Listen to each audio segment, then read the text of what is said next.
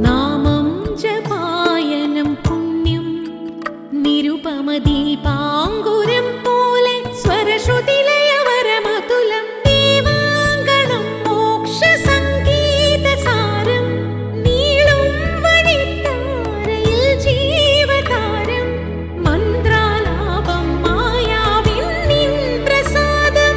ദീപം ദീപം ദീപം.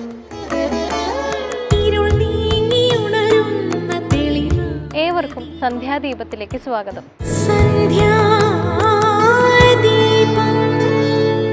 ഇന്ന് മേടപ്പത്ത്, പത്താമുദയം എന്ന നിലയിൽ ആഘോഷിക്കപ്പെടുന്ന ദിനമാണിത്. സൂര്യൻ സ്വന്തം രാശിയായ മേടത്തിൽ നിൽക്കുന്നു എന്ന് മാത്രമല്ല, ഏറ്റവും ഉച്ചസ്ഥാനത്ത് നിൽക്കുന്ന ദിനം കൂടിയാണിത്. ഏതൊരു കർമ്മങ്ങളുടെയും, പ്രത്യേകിച്ച് കൃഷിയുമായി ബന്ധപ്പെട്ട കർമ്മങ്ങളുടെ തുടക്കത്തിന് ഏറ്റവും നല്ല ദിനമായി ഈ ദിനം കണക്കാക്കപ്പെടുന്നു. ഏതൊരു ശുഭകാര്യവും തുടങ്ങുന്നതിന് ഉത്തമമാണ് മേടപ്പത്ത്. സൂര്യന്റെ അതിദേവത ശിവനായതിനാൽ സൂര്യപ്രീതിക്ക് ശിവഭജനം ഉത്തമമാണ്. ഇനി ഇന്നത്തെ സന്ധ്യാനാമത്തിന്റെ സമയമാണ്, കേൾക്കാം.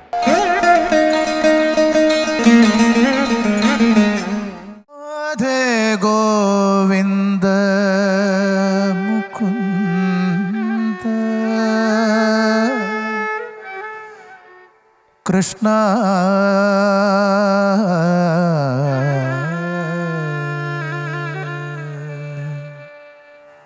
രാധേ രാധേ രാധേ രാധേ ഗോവിന്ദ രാധേ രാധേ രാധേ രാധേ ഗോവിന്ദ രാധേ രാധേ രാധേ രാധേ ഗോവിന്ദ രാധേ രാധേ രാധേ രാധേ ഗോവിന്ദ രാധേ രാധേ രാധേ രാധേ രാധേ രാധേ രാധേ രാധേ രാധേ.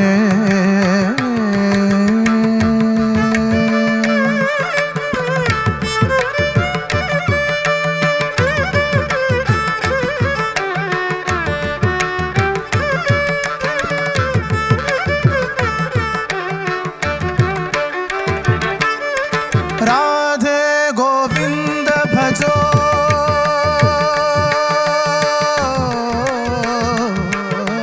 राधे गोविंद भजो राधे गोपाल राधे गोविंद भजो राधे गोपाल राधे गोविंद भजो राधे गोपाल राधे गोविंद भजो राधे गोपाल राधे गोविंद भजो राधे गोपाल राधे गोविंद भजो राधे गोपाल राधे गोविंद भजो राधे गोपाल मुरली मनोहर गोविंद मुरली मनोहर गोविंद माधव मुरहर गोविंद मुरली मनोहर गोविंद माधव मुरहर गोविंद मुरली मनोहर गोविंद माधव मुरहर गोविंद मुरली मनोहर गोविंद माधव मुरहर गोविंद मुरली मनोहर गोविंद माधव मुरहर गोविंद मुरहर गोविंद कृष्ण मुरहर गोविंद मुरहर गोविंद कृष्ण मुरहर गोविंद मुरहर गोविंद कृष्ण राधे कृष्ण कृष्ण राधे कृष्ण कृष्ण राधे कृष्ण राधे राधे राधे राधे गोविंद राधे राधे राधे राधे गोविंद राधे राधे राधे राधे राधे राधे राधे गोविंद भजो राधे गोपाल राधे गोविंद भजो राधे गोपाल राधे गोविंद भजो राधे गोपाल मुरली मनोहर गोविंद माधव मुरहर गोविंद मुरली मनोहर गोविंद माधव मुरहर गोविंद मुरली മനോഹര ഗോവിന്ദ മാധവ മുരഹര ഗോവിന്ദ മുരളി മനോഹര ഗോവിന്ദ മാധവ മുരഹര ഗോവിന്ദ മുരഹര ഗോവിന്ദ കൃഷ്ണ മുരഹര ഗോവിന്ദ മുരഹര ഗോവിന്ദ കൃഷ്ണ മുരഹര ഗോവിന്ദ രാധേ ഗോവിന്ദ ഭജോ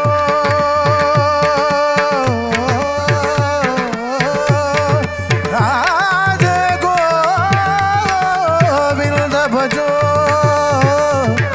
രാധേ രാധേ രാധേ മുരളി മനോഹര ഗോവിന്ദ മാധവ മുരഹര ഗോവിന്ദ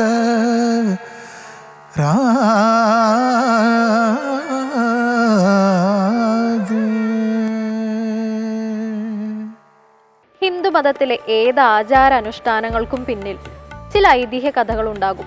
അത്തരത്തിൽ 10-ാം ഉദയത്തിനു പിന്നിലുള്ള ഐതിഹ്യ കഥകൾ വിവരിക്കുകയാണ് ഇന്നത്തെ കഥയമമയിൽ. എല്ലാവർക്കും ഹൃദയം നിറഞ്ഞ നമസ്കാരം. കഥയമമ്മയുടെ ഇന്നത്തെ അധ്യായത്തിലേക്ക് എല്ലാവർക്കും ഹാർദമായ സ്വാഗതം.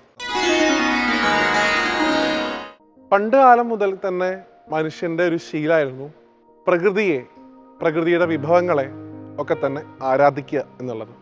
പ്രത്യക്ഷ ഈശ്വരനായിട്ടാണ് നമ്മളെല്ലാവരും സൂര്യഭഗവാനെ കാണുകയും ചെയ്യുന്നത്. പ്രാചീന കാലം മുതൽ ഈ പ്രകൃതി ആരാധന നമ്മുടെ പാരമ്പര്യമാണ്. നമുക്കറിയാം, നമ്മൾ സനാതനധർമ്മത്തിൽ നദികളെ ഈശ്വരനായിട്ടാണ് കാണുന്നത്, സൂര്യചന്ദ്രന്മാരെ ദേവതകളായിട്ടാണ് കാണുന്നത്, മരങ്ങളെ പോലും നമ്മൾ ഈശ്വര ചൈതന്യങ്ങളായിട്ടാണ് കാണുന്നത്, ആല്, വേപ്പ് തുടങ്ങിയിട്ടുള്ള വൃക്ഷങ്ങളൊക്കെ തന്നെ. അപ്പം പ്രകൃതിയെ ആരാധിക്കുക എന്നുള്ളത് നമ്മുടെ പാരമ്പര്യമാണ്. ഭഗവാൻ ഗുരുവായൂരപ്പൻ പോലും ഒരു സമയത്ത് തൻ്റെ അച്ഛനായിട്ടുള്ള നന്ദഗോപരോട് പറയുന്നുണ്ട്, ഇന്ദ്രനെ അല്ല നമ്മൾ ആരാധിക്കേണ്ടത്, ഗോവർദ്ധന പർവ്വതത്തെയാണ്. അപ്പം പ്രകൃതിയെ ആരാധിക്കുക എന്ന് പറയുന്നത് അത്രയധികം നമ്മുടെ രക്തത്തിൽ അലിഞ്ഞു ചേർന്നിട്ടുള്ളൊരു വികാരമാണ്. അതിൽ തന്നെ സൂര്യൻ ഏറ്റവും പ്രത്യക്ഷത്തിൽ നമുക്ക് കാണാൻ സാധിക്കുന്ന ദേവതാഭാവമാണ്. സൂര്യമണ്ഡലത്തിൽ ഏത് ഈശ്വരനെ വേണമെങ്കിലും സങ്കല്പിക്കാമെന്നാണ് പറയുക. ഗായത്രി കൊണ്ട് നമ്മൾ സംതൃപ്തരാക്കുന്നതും സൂര്യദേവനെ തന്നെയാണ്. ആ സൂര്യദേവൻ ഏറ്റവും പ്രധാനമുള്ള ഇന്നേ ദിവസം, മേടമാസത്തിലെ 10-ാം ദിവസം, വിഷു കഴിഞ്ഞ് ഇന്ന് 10 ദിവസങ്ങൾ നമ്മൾ പൂർത്തിയാക്കിയിരിക്കുന്നു. ഇന്നാണ് 10-ാം ഉദയം. അതുകൊണ്ട് തന്നെ ഇന്നത്തെ അധ്യായത്തിൽ നമ്മൾ സംസാരിക്കുന്നത് 10-ാം ഉദയത്തെക്കുറിച്ചാണ്. 10-ാം ഉദയം ആചാരാനുഷ്ഠാനപരമായിട്ട് എത്രത്തോളം അതിന് പ്രാമുഖ്യമുണ്ട് എന്ന് അറിയില്ല. എങ്കിൽ പോലും കാർഷിക സംസ്കാരമായിട്ടും ജ്യോതിഷപരമായിട്ടും ഏറ്റവും ഔന്നത്യത്തിൽ നിൽക്കുന്ന ഒരു അവസരമാണ് ഈ 10-ാം ഉദയം. മേടമാസത്തിൽ വിഷു കഴിഞ്ഞിട്ട് വരുന്ന 10-ാമത്തെ സൂര്യോദയമാണ് 10-ാം ഉദയം എന്ന പേരിൽ നമ്മൾ ആചരിക്കുന്നത്. വിഷു ഒരു കാർഷികോത്സവമാണ് എന്ന് ഞാൻ പറയാതെ തന്നെ നമുക്ക് എല്ലാവർക്കും അറിയാം. നമ്മുടെയൊക്കെ പറമ്പുകളിൽ നമ്മൾ തന്നെ കൃഷി ചെയ്തിട്ടുള്ള കണിവെള്ളരിയും പച്ചക്കറികളും ഒക്കെയാണ് നമ്മൾ കണി കണ്ടുണരുക വിഷുപ്പുലരിയിൽ. ഇന്ന് മാറിയ സാഹചര്യത്തിൽ ഒരുപാട് മാറ്റങ്ങൾ വന്നിട്ടുണ്ടെങ്കിലും അതൊക്കെ ആയിരുന്നു നമ്മുടെ പാരമ്പര്യം. വിഷുവിന് ചാല് കീറുക എന്ന് പറയുന്ന ഒരു പ്രവൃത്തി കാർഷിക സംസ്കാരമായിട്ട് ബന്ധപ്പെട്ട് നടത്തിയിരുന്നു.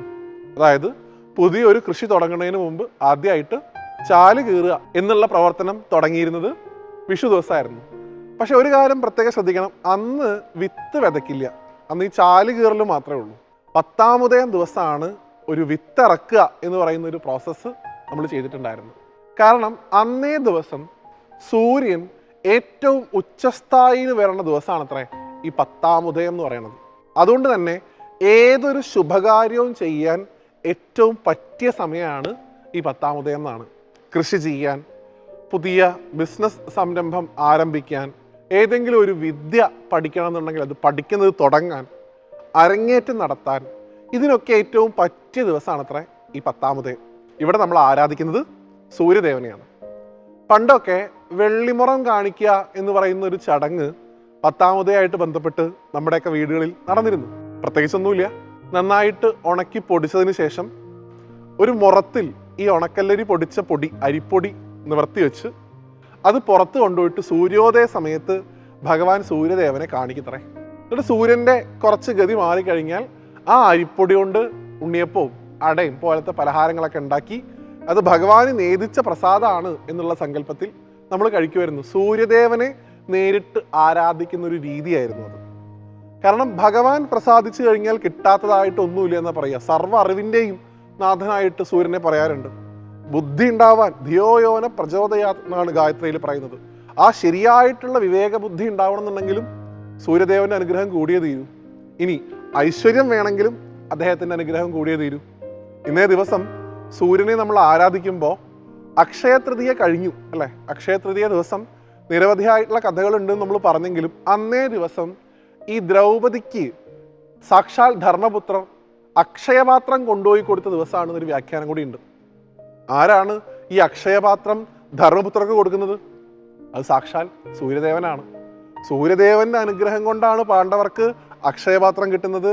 അതുവഴിയാണ് വനവാസക്കാലത്ത് ഒരു ബുദ്ധിമുട്ടും ഇല്ലാണ്ട് ഭക്ഷണം കഴിക്കാൻ അവർക്ക് പറ്റിയിരുന്നത്. അപ്പോൾ ഇന്നേ ദിവസം 10-ാമതേം ദിവസം നമ്മൾ സൂര്യദേവനെ ആരാധിക്കുമ്പോൾ ആ അക്ഷയപാത്രത്തിൻ്റെ കഥ കൂടി നമ്മൾ സ്മരിക്കുക എന്നുള്ളതാണ് വേണ്ടത്. കാരണം ഭഗവാൻ പ്രസാദിച്ചു കഴിഞ്ഞാൽ വിദ്യയും ഐശ്വര്യവും സമ്പത്തും എല്ലാം തന്നെ സൂര്യദേവനിൽ നിന്ന് നമുക്ക് ലഭിക്കും എന്നാണ് നമ്മുടെ വിശ്വാസം. അപ്പോൾ കാർഷിക പാരമ്പര്യം ആയിക്കോട്ടെ, പൗരാണികമായിട്ടുള്ള പുരാണ ഐതിഹ്യ പാരമ്പര്യം ആയിക്കോട്ടെ, ഇതൊക്കെ ആയിട്ട് വളരെ ചേർന്ന് നിൽക്കുന്ന ഒരു ദിവസമാണ് ഇന്നത്തെ ഈ ദിവസം 10-ാം ഉദയം. ദൗർഭാഗ്യവശാൽ ഈ 10-ാം ഉദയം എന്നുള്ള പേരൊക്കെ കേൾക്കുമ്പോൾ നമ്മുടെ പുതിയ തലമുറയിലുള്ള പല കുട്ടികൾക്കും അതെന്താണ് എന്ന് പോലും അറിയില്ല. ആ ചടങ്ങുകളെക്കുറിച്ച്, നമ്മുടെ പാരമ്പര്യത്തെക്കുറിച്ച്, നമ്മൾ പിന്തുടരുന്ന കാർഷിക സംസ്കാരത്തെക്കുറിച്ച്, ഇതിനെക്കുറിച്ച് കൂടിയൊക്കെ പുതിയ തലമുറയിലുള്ള കുട്ടികൾക്ക് പഠിപ്പിച്ചു കൊടുക്കാൻ നമ്മൾ സമയം കണ്ടെത്തേണ്ടിയിരിക്കുന്നു. കാരണം പ്രകൃതിയെ ആരാധിക്കുക എന്നുള്ളതാണ് നമ്മുടെ ധർമ്മം എന്ന് പഠിപ്പിക്കുന്ന സനാതന ധർമ്മത്തിലാണ് നമ്മൾ ജീവിക്കുന്നത്. അതുകൊണ്ട് തന്നെ ഈ ധർമ്മത്തിൽ ജീവിക്കുന്ന ഓരോ കുട്ടിയും ആത്യന്തികമായി പ്രകൃതിയെ ഈശ്വരനായിട്ട് കാണാൻ പഠിച്ചു വേണം വളർന്നു വരാൻ. അതുകൊണ്ട് ഈ 10-ാം ഉദയം ദിവസം സൂര്യഭഗവാനെ നമുക്ക് സാധിക്കുന്ന തരത്തിൽ ആരാധിക്കുക. വെള്ളിമുറം കാണിക്കൽ പോലുള്ള ചടങ്ങുകളൊക്കെ വീണ്ടും നമ്മുടെ കുടുംബങ്ങളിലേക്ക് തിരിച്ചു വരണം എന്നാണ് എൻ്റെ എളിയ അഭ്യർത്ഥന. കാരണം അതൊരു കൂട്ടായ്മയുടെ, ഒരു കുടുംബത്തിൻ്റെയൊക്കെ വളരെ രസകരമായിട്ടുള്ള ഒരു ഒത്തുചേരലിൻ്റെ കൂടെ ദിവസമായിരുന്നു. അപ്പോൾ ആ ദിവസങ്ങളൊക്കെ പുനഃസൃഷ്ടിക്കാൻ 10-ാം ഉദയം പോലുള്ള ദിവസങ്ങൾ നമുക്ക് ഉപയോഗിക്കാൻ സാധിക്കണം. എല്ലാവർക്കും സാക്ഷാൽ ആദിത്യനാരായണൻ്റെ അനുഗ്രഹം ഉണ്ടാവട്ടെ എന്ന് പ്രാർത്ഥിച്ചുകൊണ്ട് അടുത്തൊരു കഥയുമായിട്ട് വീണ്ടും കാണുന്നതുവരെ എല്ലാവർക്കും നന്ദി, നമസ്തേ.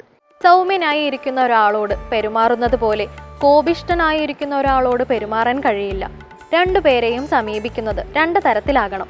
ഇതേ തത്വമാണ് ക്ഷേത്ര സങ്കല്പങ്ങളിലും പാലിക്കേണ്ടത്.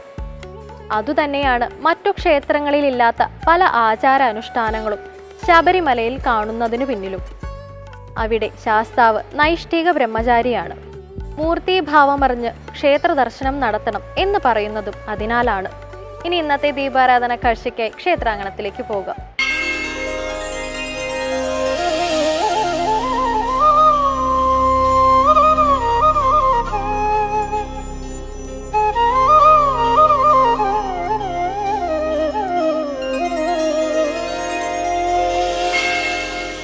ഷടാനനം കുങ്കുമരക്തവർണം താരകശൂര പത്മാസുരനിൽ നിന്നും ദേവലോകത്തിനെയും സർവദേവന്മാരെയും രക്ഷിക്കാനായി അവതരിച്ച ശ്രീമുരുകൻ. രുദ്രസ്യ സൂനം സുരസൈന്യനാഥം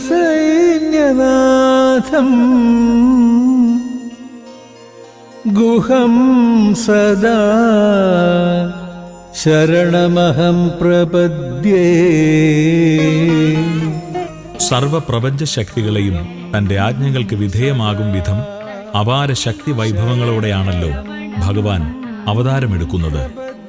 ഭൂലോകനാഥനായ പരമശിവനിലും പ്രകൃതിദേവിയായ ശ്രീപാർവതിയുടെയും മകനായി ജന്മമെടുക്കുന്ന ഭഗവാന്റെ അത്ഭുത ലീലകൾ കണ്ട് ദേവദേവന്മാരും ത്രിലോകങ്ങളും സർവചരാചരങ്ങളും അതിശയിച്ചു നിന്നുവെന്നാണല്ലോ സ്കന്ദപുരാണം പറയുന്നത്. ബ്രഹ്മദേവനിൽ നിന്നും വരം ലഭിച്ച താരകാസുരൻ ത്രിലോകങ്ങളെയും തന്റെ അധീനതയിലാക്കുവാൻ ആർത്തട്ടഹസിച്ചു നടക്കുമ്പോൾ താരകാസുരവധത്തിനായി ജന്മം കൊണ്ട വേലായുധൻ തന്റെ ശക്തി വൈഭവങ്ങൾ കൊണ്ട് പഞ്ചഭൂതങ്ങളെ കൈകളിലെടുത്ത് അമ്മാനമാടി ബാല്യം ആഘോഷിക്കുകയായിരുന്നു. ശത്രുഹര എൻ ദുരിതങ്ങളകറ്റുന്ന സ്കന്ദ മുരുക മനസ്സിലെ മയിൽവാഹ. സപ്തസമുദ്രങ്ങളെയും ഭഗവാൻ തന്റെ കൈകളിലൊതുക്കി ഒന്നാക്കി. ആകാശത്തിനെയും നക്ഷത്രങ്ങളെയും എന്നുവേണ്ട സർവപ്രപഞ്ചത്തിനെയും തന്റെ കരവലയത്തിലൊതുക്കി ഭഗവാൻ തന്റെ അവതാരശക്തി വൈഭവങ്ങൾ കാട്ടി സർവദേവന്മാരെയും വിസ്മയിപ്പിച്ചു. മുരുക മനസ്സിലെ മയിൽവാഹനത്തിൽ മരുവുമെൻ വേല. ഒഴുകുന്ന ഗംഗയെപ്പോലും സുബ്രഹ്മണ്യൻ തന്റെ ശക്തിയാൽ സ്തംഭിപ്പിച്ചു. ത്രിലോകത്തെയും പ്രകാശിപ്പിക്കും വിധം തേജസ്സും അപാര ശക്തിവിശേഷവുമുള്ള മുരുകന്റെ ജന്മം പാർവതീദേവിയുടെ ഉദരത്തിൽ ഉൾക്കൊള്ളുവാൻ കഴിയാത്തതുകൊണ്ട് മഹാദേവ ചൈതന്യം പഞ്ചഭൂതങ്ങളിൽ ലയിച്ചു ചേർന്ന് ഗംഗയിലൂടെ ഒഴുകി ശരവണ പൊയ്കയിൽ എത്തിച്ചേരുകയായിരുന്നു.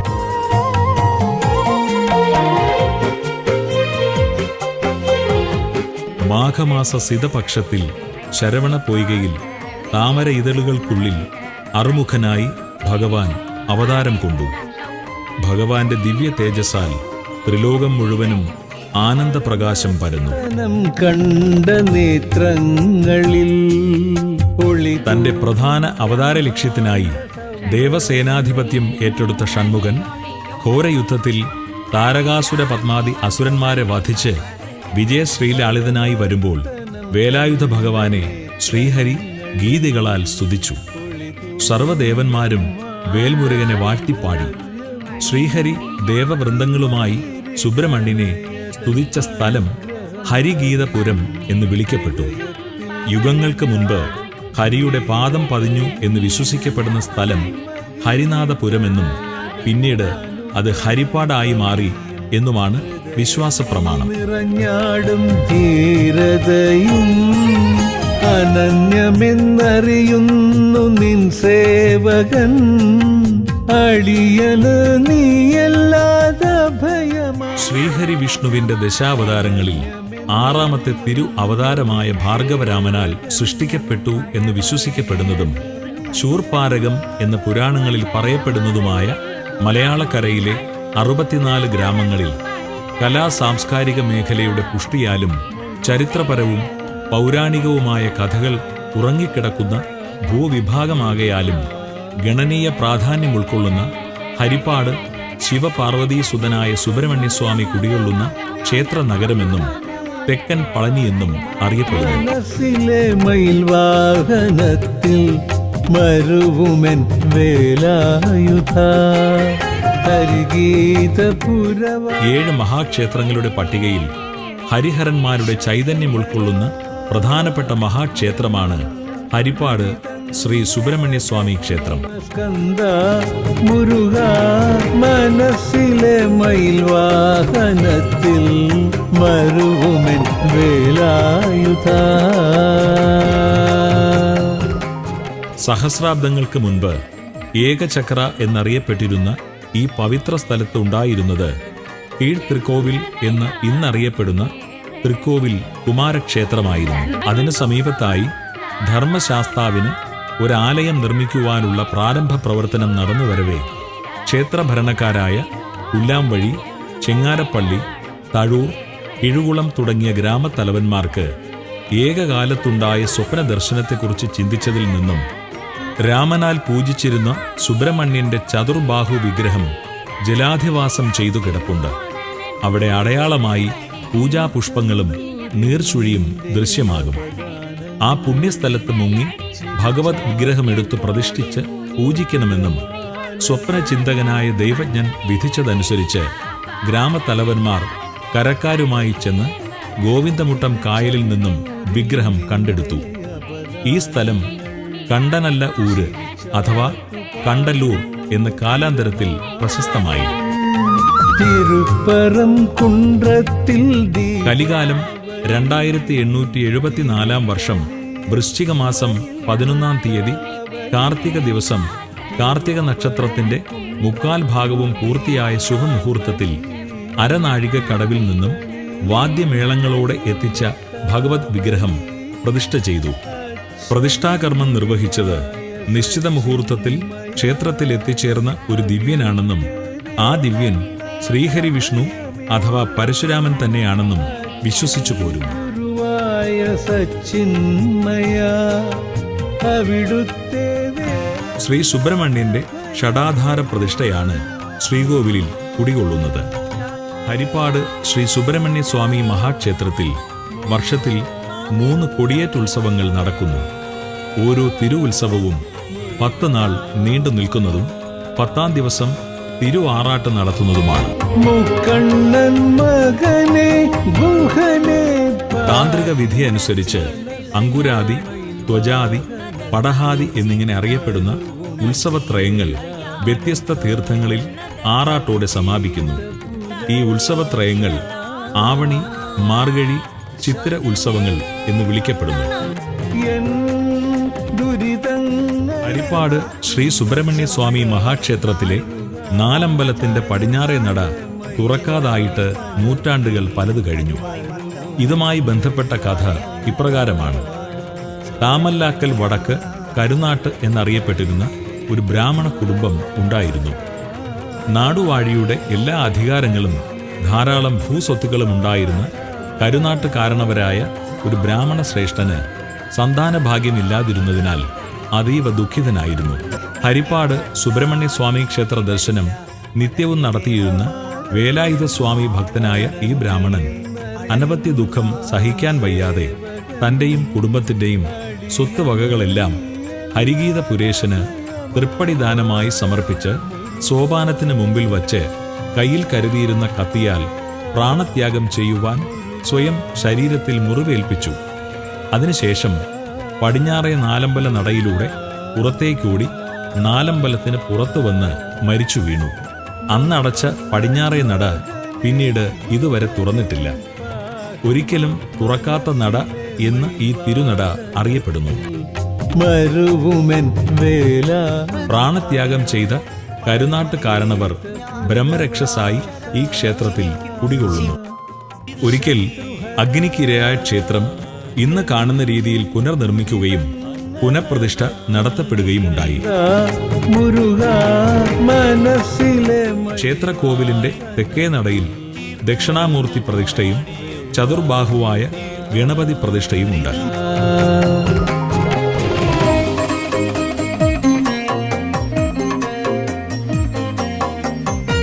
ക്ഷേത്രമുറ്റത്ത് പശുപാലകനായ സാക്ഷാൽ ഗോശാല കൃഷ്ണനെയും പ്രതിഷ്ഠിച്ചിരിക്കുന്നു. ബലിക്കൽ പുരയുടെ തെക്ക് വിളക്കുമാടത്തിനോട് ചേർന്ന് വിഘ്നേശ്വരൻ വസിക്കുന്നു. കൂടാതെ യക്ഷിയമ്മ, ഈശാന കോണിൽ പ്രതിഷ്ഠിച്ചിരിക്കുന്ന ഗുരുതികാമനും പഞ്ചമിയുമാണ് മറ്റ് ഉപദൈവങ്ങൾ. ക്ഷേത്രമതിലിന് വെളിയിലായി തെക്കുകിഴക്ക് മൂലയ്ക്ക് ചതുരശ്രീ കോവിലോടുകൂടി ബാലമുരുക പ്രതിഷ്ഠയുണ്ട്. ഈ ക്ഷേത്രം മൂലക്ഷേത്രമെന്ന് അറിയപ്പെടുന്നു. കിഴക്ക് ദർശനമായുള്ള ഈ ക്ഷേത്രത്തിൽ നിത്യേന അഭിഷേകം, നിവേദ്യം, ദീപാരാധനാ പൂജകൾ എന്നിവ നടക്കുന്നു. പഞ്ചക്ഷേത്രങ്ങളിലൊന്നായ ശ്രീ ഹരിപ്പാട് മുരുകനെ ദർശിക്കുവാൻ നാനാദേശത്തു നിന്നും സദാ ഭക്തജനങ്ങൾ വരുന്നതുകൊണ്ടാണ് ക്ഷേത്രത്തെ തെക്കൻ പളനിയെന്നും അറിയപ്പെടുന്നത്. 6 അടിയോളം ഉയരമുള്ള വേലായുധന്റെ ചതുർബാഹു വിഗ്രഹത്തിലേക്ക് നോക്കി തൊഴുന്ന ഭക്തജനങ്ങൾ ഭഗവാനെ നേരിൽ കണ്ട് സങ്കടങ്ങൾ സംസാരിക്കുവാനും സർവപാപങ്ങളും തീർത്ത് ഉള്ളിന്റെ ഉള്ളിൽ ഭഗവാന്റെ ചൈതന്യം നിറയ്ക്കുവാനുമുള്ള ആത്മീയ സുന്ദരമായ ദർശന പുണ്യമാണ് ഹരിപ്പാട് ക്ഷേത്ര ദർശനം ഓരോ ഭക്തനിലും നൽകുന്നത്. ശരണം ഗുരുവായ സച്ചിന്മയ, അവിടുത്തെ വേലല്ലാതെ ഭയമേത്. അച്ഛനും ഗുരുവായ സച്ചിന്മയ, അവിടുത്തെ വേലല്ലാതെ ഭയമേത്. മുരുകാ മുരുകാ മുരുകാ മുക്കണ്ണൻ മകനെ ഗുഹനെ പാഹിമ. മനസ്സിലെ മയിൽവാഹനത്തിൽ മരുവുമെൻ വേലായുധ. ഹരിഗീത പുരവാസ ശത്രുഹര എൻ ദുരിത ദുരിതങ്ങളകറ്റുന്ന സ്കന്ദ മുരുക മനസ്സിലെ മയിൽവാഹനത്തിൽ മരുവുമെൻ വേലായുധ ഹരിഗീത പുരവാസ ഹരിഗീത പുരവാസ. സ്വപ്നം, കുടുംബം, ആഗ്രഹം എന്നിവയെല്ലാമുള്ള മനുഷ്യന് അവരുടെ നിലനിൽപ്പിനും സമാധാനത്തിനും എല്ലാം ചില ചിട്ടവട്ടകൾ പാലിക്കേണ്ടതുണ്ട്. കുട്ടിക്കാലം മുതൽ അത്തരം ചിട്ടകൾ ശീലമാക്കാൻ ശ്രമിക്കുക. ഇന്നത്തെ സന്ധ്യാദീപം ഇവിടെ പൂർണ്ണമാകുന്നു. ഏവർക്കും നന്ദി.